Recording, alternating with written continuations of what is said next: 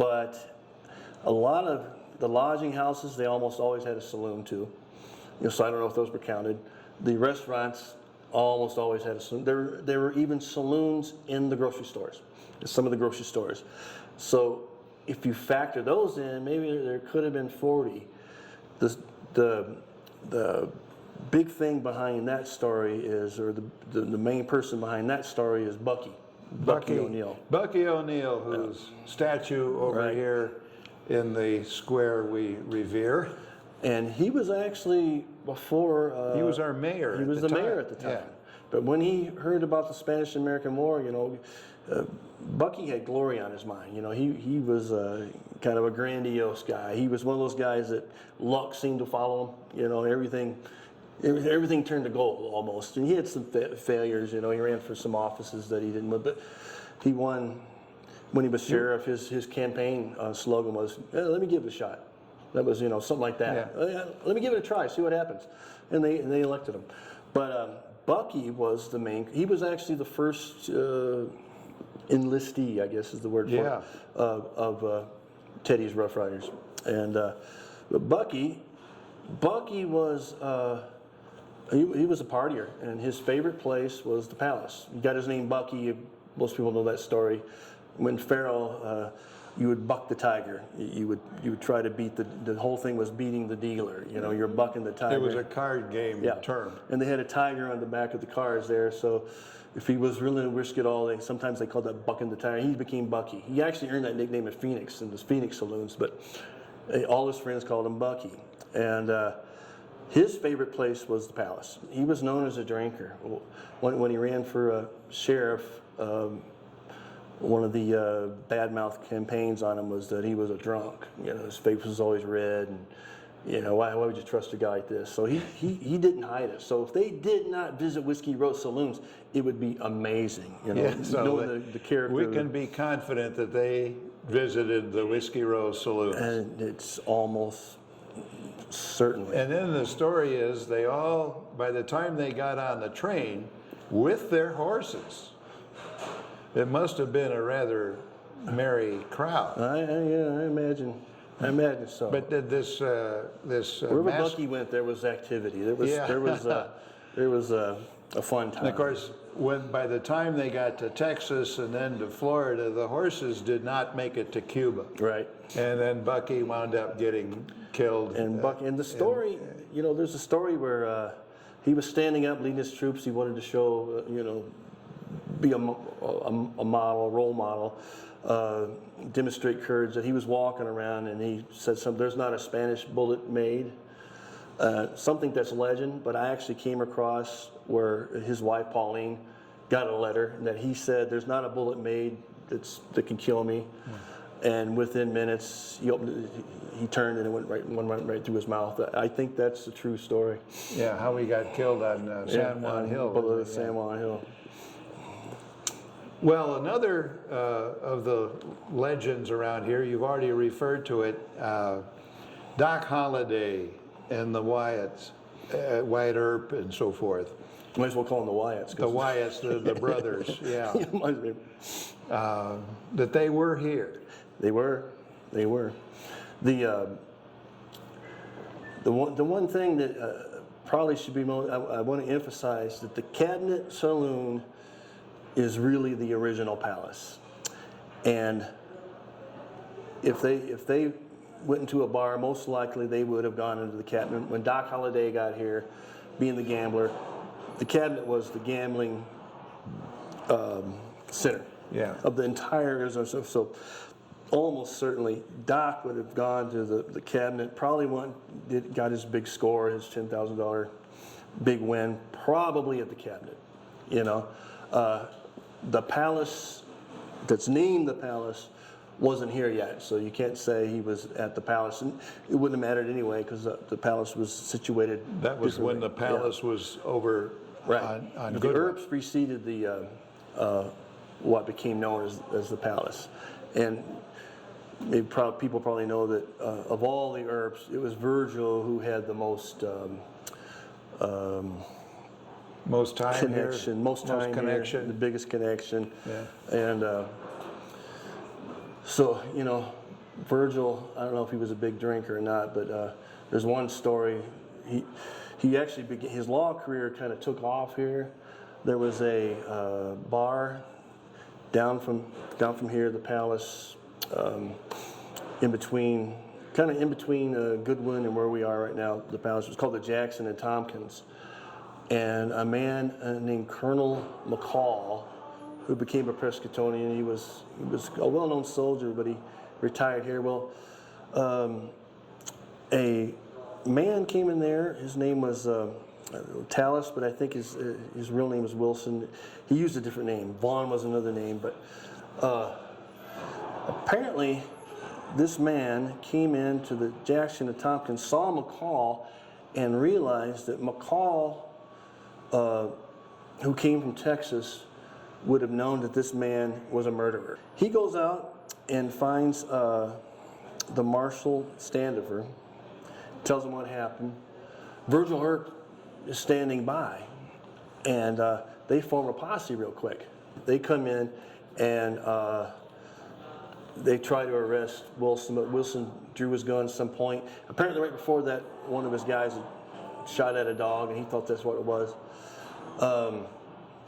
The murderer, Wilson, takes off.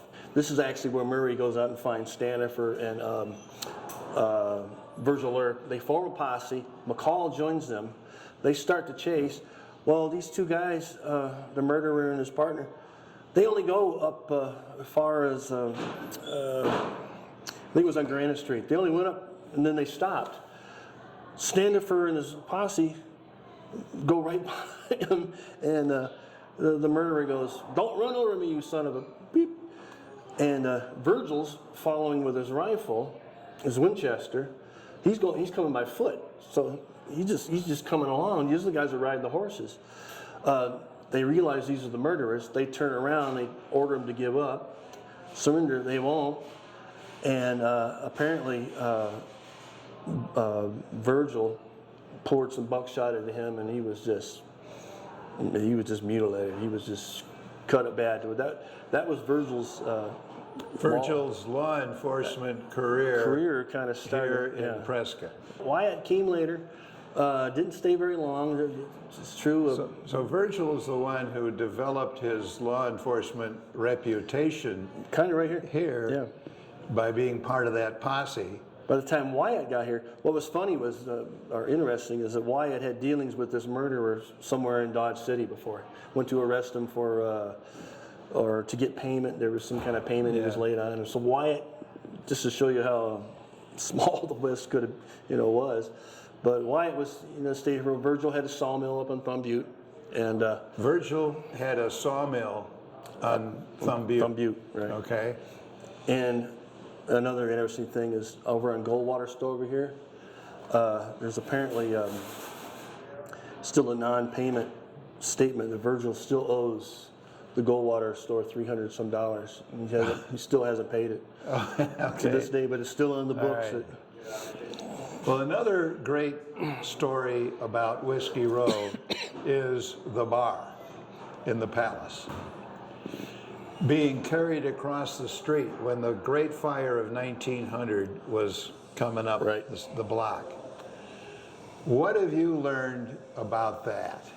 Well, it's one of those, I so wanted it to be true. Well, the Great Fire of 1900 started in this general area over here. The magnificent Scopel Hotel came right up to the corner. It was a beautiful building. But best research, best available knowledge is that it started 2 doors down at the OK Lodging House, the Miner's Candle, everything that's been said about that.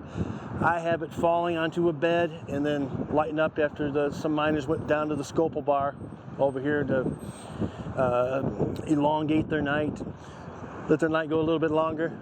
But the OK Lodging House where the fire started, they tried to blow up the OK Annex in between to save the Scopel, but they couldn't. And when it went ablaze, the embers flew across and it took out almost everything. Maybe the most talked about legend on Whiskey Row is that when the Great Fire of 1900 hit, and as it started roaring up the street up Montezuma toward the Palace, that some cowboys or miners or just patrons grabbed the bar from the palace and pulled it across the street over onto the plaza. When I first started researching this, the original palace burned in '83 and then moved to Montezuma Street in '84. The bar that was built there was actually described as being solid walnut. So when I saw this, I go, oh, dang it, this legend's not going to prove true because the bar that's in there now is not solid walnut. But I kept researching, and then I learned there was a fire inside the palace where just the inside burned in its contents in 1897. Well, like I said, the solid walnut bar would have been burned up. When they redid the inside, lo and behold, I came across a report that described the bar that was installed into the palace, and I'll be doggone if it doesn't match what the bar that's in there right now, it matches that description. Part of the description is that the top, at least, is made of cherry. That matches exactly what's in there today, the cherry top. There is a very strong possibility that the bar you're looking at was installed in 1897, was there during the fire, and was pulled out during the Great Fire of 1900. As most people know, that all of Whiskey Row burned down, Gurley Street, Cortez Street burned down, and they pulled what they could out to the plaza. So instead of giving up, they just reestablished their businesses out on the plaza, and most of them were covered in tents. Bob Brow, however, he put up a wood structure, and on the front of his bar, he put Brow's Palace, and not ashamed of it. And if you look in there real closely at this picture, you can see a bar in there. And I'd like to someday maybe find out a way to get a good close-up of that bar. But you can see a bar inside this makeshift structure. And there's a great picture, and it shows the bar in 1901, and it looks exactly the way it does today. Basically, after the Great Fire, the cabinet and the palace kind of merged, right, and became the palace as we know it today. As we know it today. And at the time, too, there's some shops on each side over there, and then there's Jersey Lily upstairs, but that was all part of the palace. So. But the bars like Jersey Lily and the other bars up and down, Matt's and so forth, they all came into being after the Great Fire of 1900. Right. And that's going to be book 2. It's going to be book 2. Book 2. And book 1 of the history of Whiskey Row is from the beginning up to the fire. Up to the fire. It ends right at the fire, and then second book will be the rebuild. And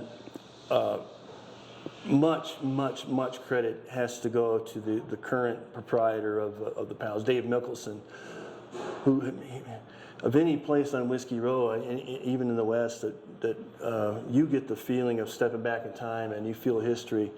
That was achieved by the current owners. For a long time, the palace was a bar, but there was no connection to its past. Yeah. Mickelson took that, and so we're very fortunate to have today's palace, which is essentially like coming into a museum, where you can drink and have dinner and look at history and so forth. Yeah.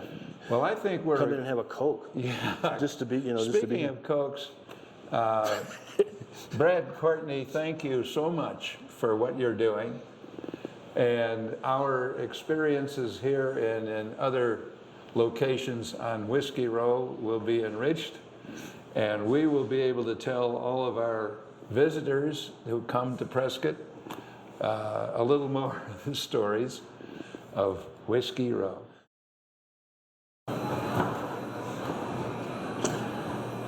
Well, in the classic old Western film, the hero cowboy comes storming into the bar after knocking off a few bad guys, steps up to the bar and says, "Bartender, give me a drink."